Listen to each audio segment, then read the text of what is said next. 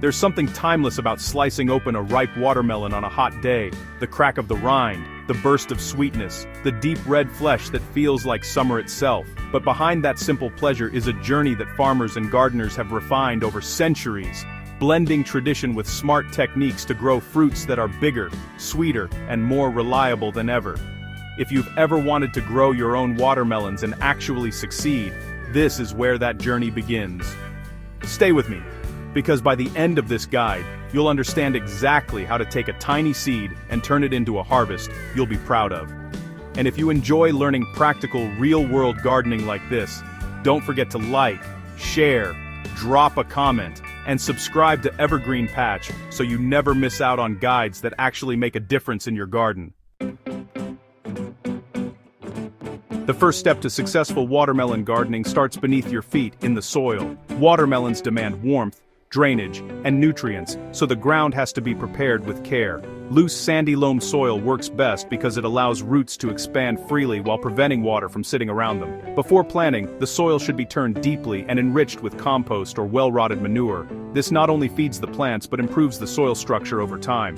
A slightly acidic to neutral pH gives the best results, so if the soil is too acidic, adding a bit of lime can help balance it. The goal here is simple: create a rich, airy foundation that supports rapid growth from the very beginning.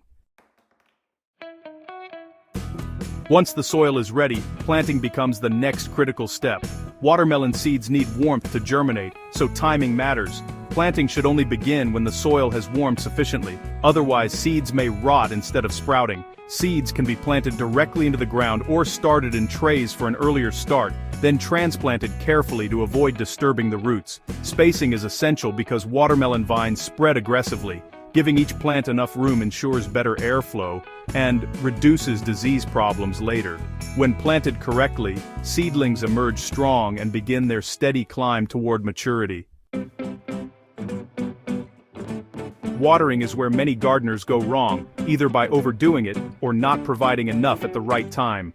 Watermelons need consistent moisture during their early growth phase to establish strong vines and leaves. Deep watering encourages roots to grow downward, making the plant more resilient during dry periods. However, as the fruits begin to develop, watering should be adjusted carefully. Too much water at this stage can dilute the sugars, leaving the fruit less sweet than it should be. A balanced approach, steady early on, then slightly reduced as fruits ripen, helps achieve that rich, sweet flavor everyone expects. Feeding the plants properly is just as important as watering them. Watermelons are heavy feeders and their nutritional needs change as they grow. Early in the season, nitrogen supports leafy growth and strong vines. As flowering begins, the focus shifts toward phosphorus to encourage healthy blooms. When fruits start forming, potassium becomes the key nutrient, helping develop sweetness, size, and overall quality. Applying fertilizers in stages rather than all at once ensures the plant always has what it needs without overwhelming it. Organic options like compost tea or well-balanced natural fertilizers can work just as effectively as synthetic ones when applied correctly. Pollination plays a silent but vital role in watermelon production. Without proper pollination, even the healthiest plants won't produce good fruit. Bees are the primary workers here, transferring pollen from male flowers to female ones. Encouraging pollinators by maintaining a garden that supports them can make a significant difference. In smaller gardens, hand pollination can also be done to ensure success. When pollination is effective, fruits begin to form quickly and develop evenly, which is a clear sign that everything is working as it should. As the plants grow, protecting them from pests and diseases becomes a constant task. Watermelons can attract insects like aphids, beetles, and mites, all of which can weaken the plant if left unchecked. Diseases such as powdery mildew can also spread quickly in poor conditions. Keeping the garden clean, ensuring proper spacing, and avoiding excess moisture on leaves can prevent many of these problems. When intervention is necessary, using targeted, safe treatments helps control issues without harming beneficial insects or the surrounding environment. Watching the vines spread and fruits grow is where patience pays off. Watermelons take time, and during this stage, consistent care makes all the difference. Turning fruits occasionally can help them develop evenly, while keeping them off direct contact with damp soil reduces the risk of rot. Healthy plants will continue to push energy into the fruit, gradually building the sugars that define a perfect watermelon.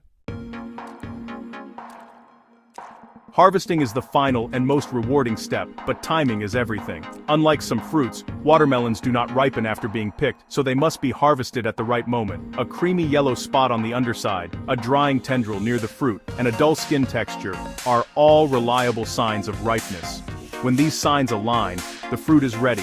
Cutting it from the vine carefully preserves its quality and ensures it reaches the table in perfect condition. Growing watermelons successfully is not about luck.